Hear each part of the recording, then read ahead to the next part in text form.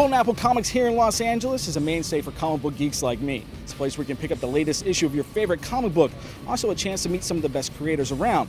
That's what these people are in line for here today. Not only meet a comic book creator, but a rock legend and guitar god, Tom Morello.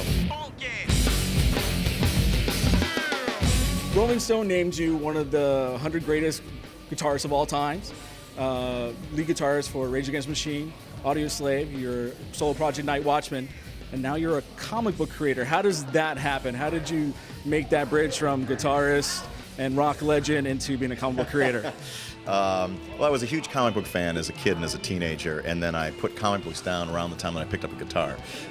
And the comic books I collected as a kid tended to be very escapist, and the music I listened to tended to be very escapist in nature. When I became political and started playing guitar, all that kind of went away. But in the intervening decades, comic books have come quite a long way. And it was about 3 years ago that I had the idea for the story Orchid, and I wanted to do something that combined the epic, sort of fantasy adventure of things like Lord of the Rings and Star Wars with some gritty class politics, like movies like The Battle of Algiers. And so Orchid was that brainchild.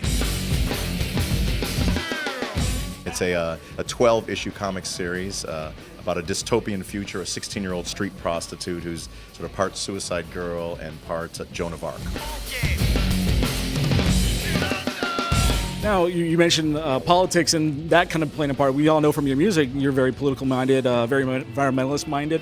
Was that stuff that you kind of pulled in? Was it something you set out from the get-go that this is what you wanted to include into the comic? Yeah, I mean, one of the things that I've always thought was missing from those big fantasy epics like Lord of the Rings and Star Wars was a class element. It was always about getting the king back in the castle and getting the princess back on the throne. And that's the part that never really, that's why I enjoy all the exciting monsters and chase scenes. That's the part that never really resonated with me. So I fixed that with Orchid. That the idea is it's a future where it's no longer the haves and the have-nots. It's the have-nothings and the have-everythings. And there's been a lot of genetic mutation, and humans are no longer the top of the food chain. And enter Orchid, the Spartacus of horrors.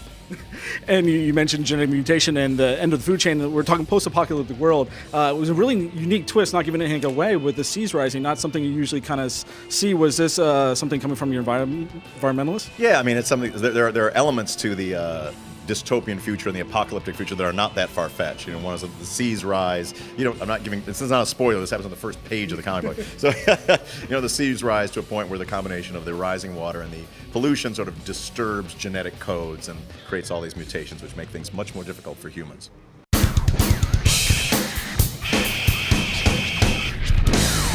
And your protagonist, your lead character, is a prostitute, not generally somebody you see as a protagonist in the story. Where did you come up with that idea? Well, I mean, I wanted the heroine to be someone from the lowest rungs of the social strata. And when I first moved to Los Angeles, I had these dreams of joining some heavy metal band on the Sunset Strip and some glamorous limousine lifestyle. That did not work out. The first community, they did not accept me. I didn't have the right hair. I didn't have the right sort of look for that. But the community that did accept me was kind of the East Side rock scene, which was a lot of drug addicts, was a lot of prostitutes, was a lot of people like that. I came from a small Midwestern town and went to an Ivy League university, so I was like, man, I am not in Kansas anymore. But what I found was a lot of those people, they accepted me when no one else in this town would, and it was there were a lot of hearts of gold under these kind of. I had stereotypical views of who these people might be, and I was completely wrong about that. So I drew on those experiences in writing the character of Orchid.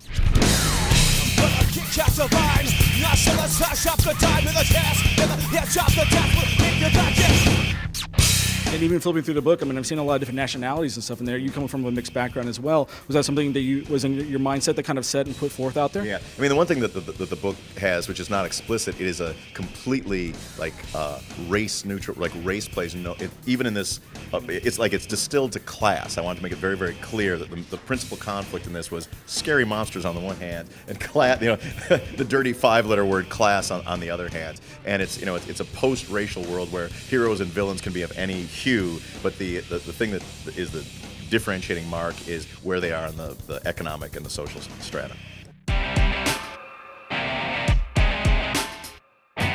And you mentioned Star Wars trying to create that kind of epic, and a lot of the reviews out there have been there saying you've done very, very well at that. And also your artist that you pulled in comes from doing Star Wars, The Old Republic for Dark Horse. How was that process of finding Scott to be your artist for the book? Yeah, well, I mean, it started with finding Dark Horse to begin with. Gerard Way, who writes The Umbrella Academy, is also a rocker. He's the singer of My Chemical Romance, and he was the one who introduced my story to Dark Horse, and that built the bridge there. And it actually took us a year to find the right illustrator for the book, and some really big names in comic illustration threw their hats into the ring, and I learned that writing a comic is very much like being in a band. Like there's a chemistry that has to be right. It doesn't matter how individually talented the parts are. You have to work great together in order to get something that's great at the end of the day. And so, we vetoed a couple of pretty big names, and Scott Hepburn was one who I was a fan of his work, but we immediately clicked, and he's done a great job of bringing this world to life. He's and he helps me too as a first-time comic writer, as a, sort of a neophyte to the writing genre. He helps sort of steer the thing in the right way when I get crazy ideas that are undoable.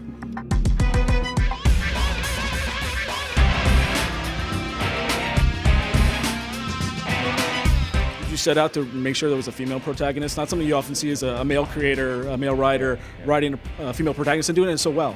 Joss Whedon maybe is one of the other people out there doing that. Yeah, I mean the idea was that it was someone, like I said, from the lowest rung. It's a woman, it's a teenager, it's someone who's poor and destitute, it's someone who's a sex trade worker, and so there's a lot of checks in this world. There's a lot of checks in the negative column, and that she has branded on her arm, on her chest she has tattooed property, on her arm she has branded "Know Your Role," and we'll see where her fate lies.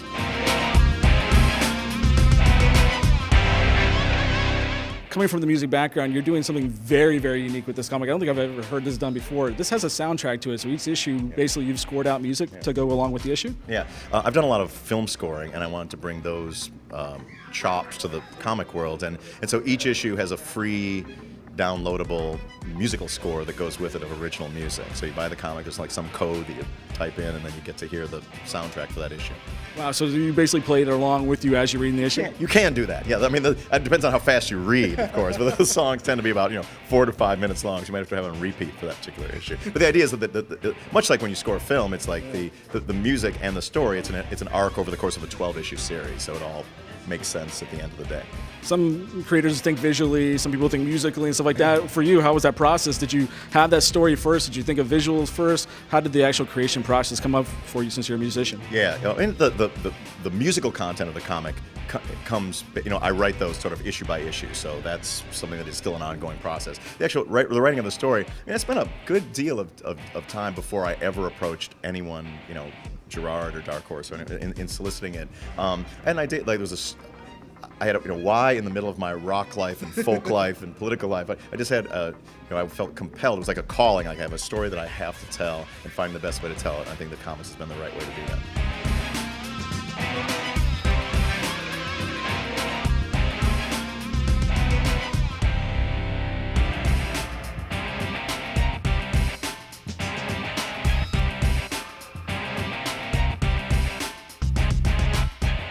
So any other ideas? This is the story that you felt you had to tell. Do you kind of already just stating anything else for the future?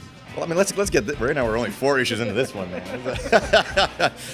There's no really. It's the goal of this is to tell this story great. Beyond that, we'll see what happens. But we're still in the midst of this. While all of the story is written, the individual issues are still a work in progress. We're working on 6 and 7 now.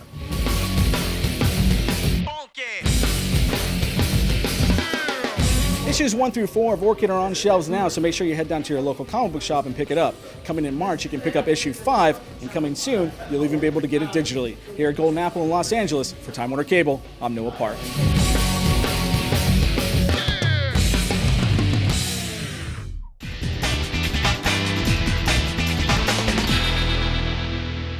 For all the latest SoCal 101 programming information, be sure to sign up for our free weekly e-newsletter at SoCal101TV.com/newsletter.